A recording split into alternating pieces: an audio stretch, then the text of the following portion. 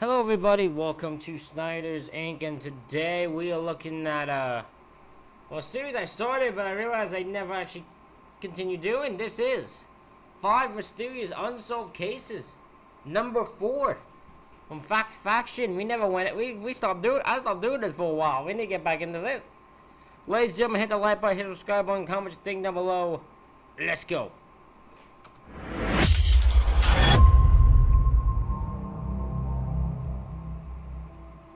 Five Mysterious Unsolved Cases, Part 4.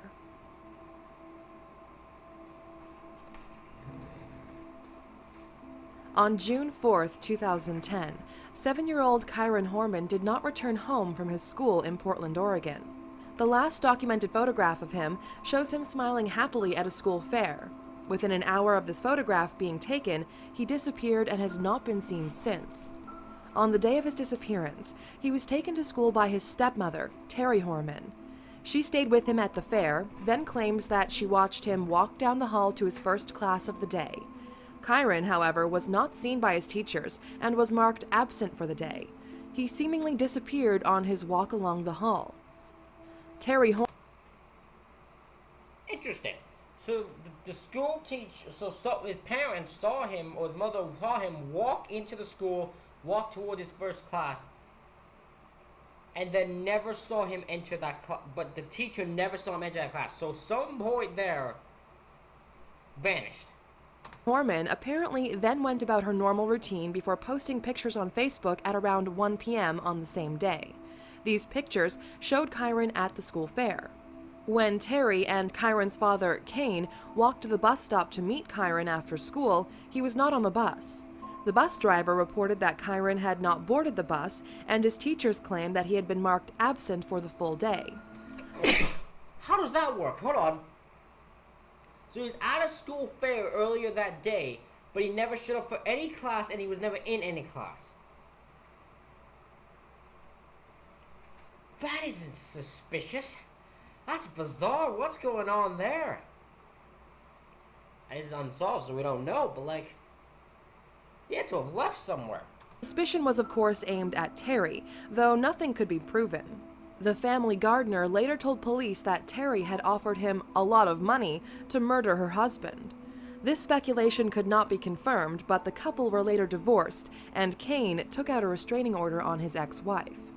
Kiren's biological mother, Desiree Young, attempted to file a lawsuit against Terry in her belief that Terry was responsible for the disappearance of her son. This lawsuit was later dropped. Kiren's... This is a tough one because so the mother put out a restraining order against the husband, tried to get the husband away from the son. But then why would she then switch in and take out the child? That doesn't make no sense, because clearly she didn't want the child near the... She didn't want Kiren near the father, so like taking him out completely doesn't help either of them. His family continue to search for him and have set up a website in his honor.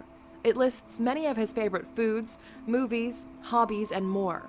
Since his disappearance, Kane has built a wall of hope for his son, a public place where people are able to pray for his safety. Terry, who initially failed a polygraph test after the disappearance of Kiren, believes that the boy was kidnapped from school. In televised interviews, she denies any responsibility. The case remains unsolved.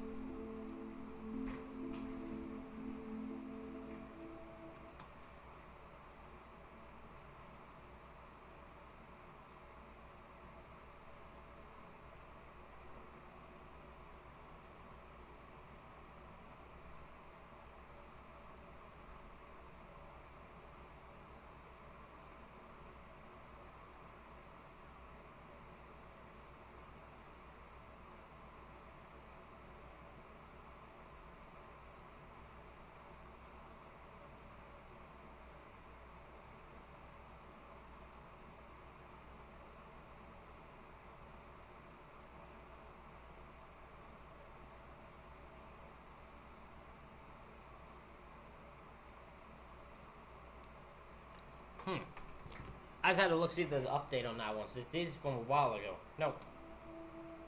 On March 31st... This one's the... Is this who I'm thinking of? Yes, this is the one that kind of just went into a bar and never came out again.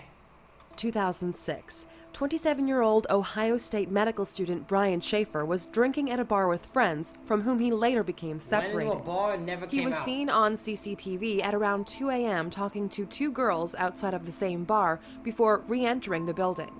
This is the last recorded footage of him. What makes this case particularly strange is that there was only one public entrance to this bar, the very same one at which he had earlier been recorded on CCTV. These cameras do not show him leaving the building at any other point, and investigators are unable to determine if and how he ever left the bar. All other exits seem unlikely and inexplicable means of leaving the building. So bizarre to explain this. How did he get out of the bar? Like, how did he leave? And if he didn't leave, where the hell is he? All people who met with Brian that evening were asked to take a polygraph test. Meredith Reed, a friend, and Brian's father both passed their tests, as did other people. Strangely, Brian's friend William Florence, with whom Brian was drinking that night, refused to take a test. None of these tests could lead detectives to any conclusion. Well, you just became suspicious, my friend, when you refused to take one and everyone else did. You just made yourself a suspect in my mind. One theory is that Brian may have entered the bar and changed clothes in order to disguise himself from cameras. At the time, he had been grieving for his mother, who had died the previous month. Some speculate that he wanted to escape in order to cope with the grieving process. Since he has yet to return, this seems somewhat unlikely. Other theorists claim that he was perhaps killed inside of the bar or murdered by the infamous smiley face killer, while some propose that he may have left via a staff-only exit and met his demise on the way home. Another more unusual theory is that he left out the staff-only exit, then decided to play around on the construction site to the rear of the building. Proponents of this theory claim that during this messing around he may have died, only for his death to be covered up by construction workers. All of these theories, however, seem strange at worst and speculative at best. The case continues. Hey, you can say they're strange, but when your ass is drunk, you do stupid shit. We know this for a fact. When you are drunk, as drunk can be, you do the stupid shit. Your brain don't work the way it should. So it's not out of the realm of possibility.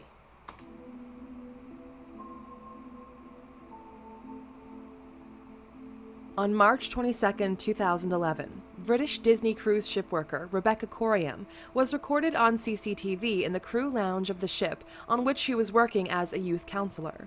She was employed on the ship after having passed a rigorous interview process in which hundreds of others were also competing for the job. The footage from the cruise ship shows her at around 5:45 a.m., talking on one of the ship's internal telephones, visibly distressed and disturbed by the conversation. During the phone call, a male crew member approached Rebecca and asked if she was okay. Rebecca responded with, "Yeah, fine," before hanging up and walking away. This is the last time she was seen alive. The alarm was raised once Rebecca didn't turn up for her shift at 9 a.m. the same day. A thorough search of the cruise ship, Disney Wonder, was carried out, but the 24-year-old could not be located. Disney claims that the CCTV footage was taken from Deck 5 and believed that she was thrown overboard after a freak wave. However, the footage states that it was actually taken from Deck 1, which may suggest that she was heading to the nearby medical center. In the footage, Rebecca inexplicably appears to be wearing men's clothing. It is not known who she was talking to on the phone, though some suggest that she was involved in more than one difficult romantic relationship. Many people theorize that she may still be alive. A few weeks after her disappearance, Rebecca's mother received an email to say that there had been suspicious activity on Rebecca's bank account, while Rebecca's uncle claims that the password to her Facebook account was changed. Around a year after her disappearance, a woman contacted Rebecca's family, claiming that she was 85% sure that she had seen the missing woman walking with a dark-haired man in Venice. In October 2011, journalist John Ronson journeyed on the ship from which Rebecca disappeared and spoke to several of her colleagues. All of these colleagues claim that Rebecca fell overboard, and many suggested and implied that the footage does indeed exist of her falling from the ship. One colleague said that everyone knows that this is the truth, while another claimed Disney knows exactly what happened. Everything here is taped. There's CCTV everywhere. Disney has the tape. I'm about to say, because this is such bizarreness. If it shows she fell overboard, show that footage. Because in this case, if that's what happened, that puts an end to the case. Then no one's at fault. It's just she fell overboard. It happens on cruise ships. It's weird that it happens, but it does happen. But in this case, because you're hiding the footage, means you got something to hide. And that makes us suspicious, Disney, because that would seem like something happened you don't want known. You don't want known because you know that if it got out, that someone in your cruise ship had done something to that girl, even if it was just a guest that does something to that girl, that would might drown business a little bit for your cruise ship. And that's the only focus. Oh, Disney, you know what makes it look good here? On the day after her disappearance, Disney had placed flowers at one of the points at which she may have fallen overboard, further fueling this theory.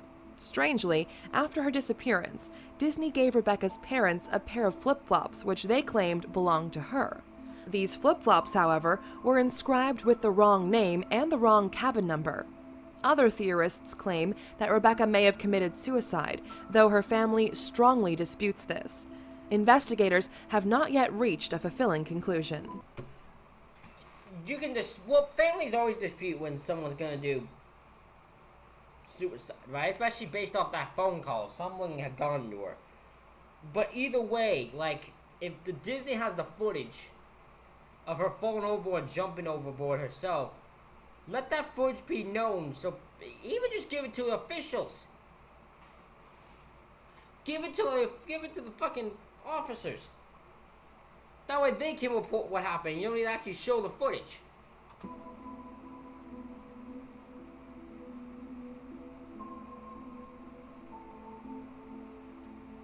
On October 10, 2014, 37-year-old Rico Harris, a former Harlem Globetrotter, mysteriously went missing.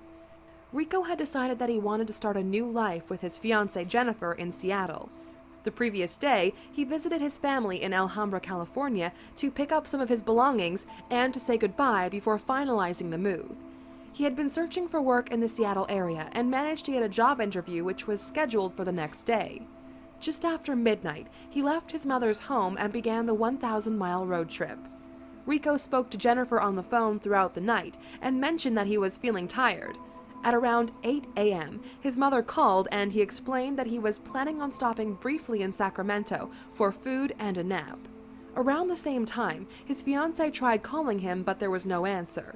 She decided not to continue calling as she knew he was tired. At 10:44 a.m., Jennifer received a text from Rico which said, "Sorry I missed your call. I'm doing well, thinking about you." This was the last time anyone heard from him. 2 days later, his car was found in an isolated rest area by a Yolo County deputy sheriff.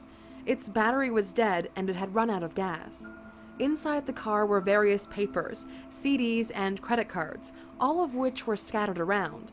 Although he stood at 206 centimeters and weighed 300 pounds, there was no confirmed sightings of him in the area, and investigations did not discover either him or his body. Many sightings were alleged, but none could be validated.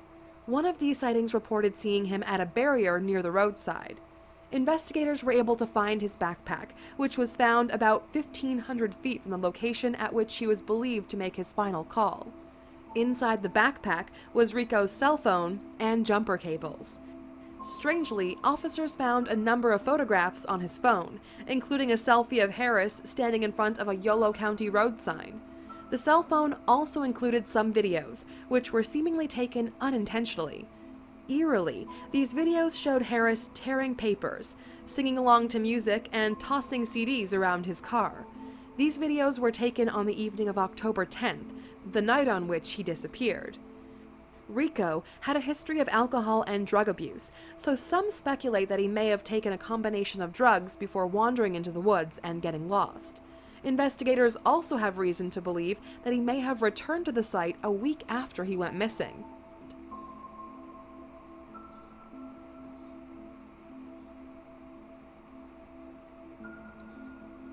In the early hours of September 24, 2016, 23-year-old British Royal Air Force Regiment gunner Cory Mcke went missing during a night out drinking with friends in Bury St. Edmunds, England. He was asked to leave a bar by a doorman who claimed he was too drunk.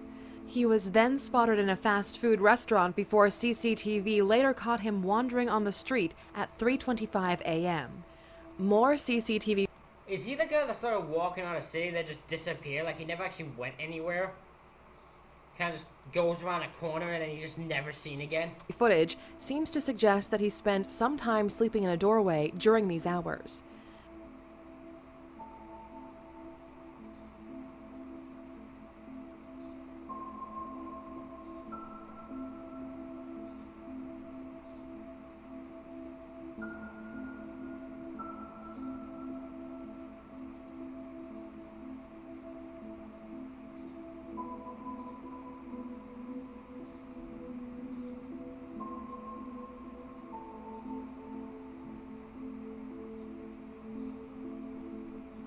These pieces of CCTV footage are his last known sightings. Yeah.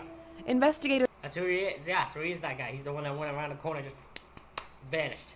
discovered that, on the morning of his disappearance, McKee's phone moved 12 miles in 28 minutes, which heavily implies that he, or his phone, were at some point in a vehicle.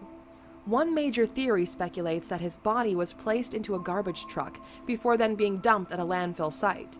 McKee's phone received signal at this landfill site 90 minutes after he was last seen on CCTV. However, there are conflicting reports about the weight of the cargo inside of the truck, so this theory can neither be confirmed nor denied. Police are still investigating this landfill site in an attempt to find his body. Later in the investigation, the back of a phone was found at the area at which Mcke was last thought to be detected, though it could not be confirmed whether or not this phone belonged to him. Some investigators have claimed that the area in which Mcke disappeared from was so densely covered with CCTV that it would be impossible to leave on foot undetected, almost confirming speculation that he entered, or was forcibly placed into, a vehicle in order to leave the area. Earlier in the year, a British Air Force member was the victim of a kidnapping attempt, and some have drawn parallels between the cases. The investigations continue.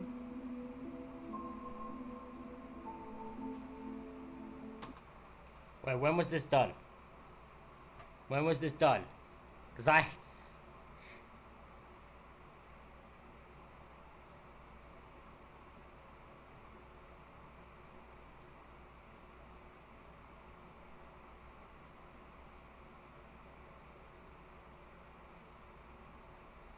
yeah, after they found him. This one's the only one that's technically not unsolved.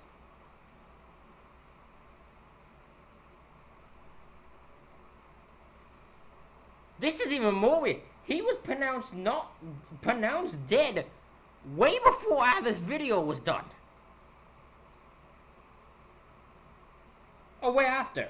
Never mind, I'm wrong. Way after. Last year. I looked at the date. I just saw March 22nd. And I thought that was the thing. March 22nd, 2022. He was found.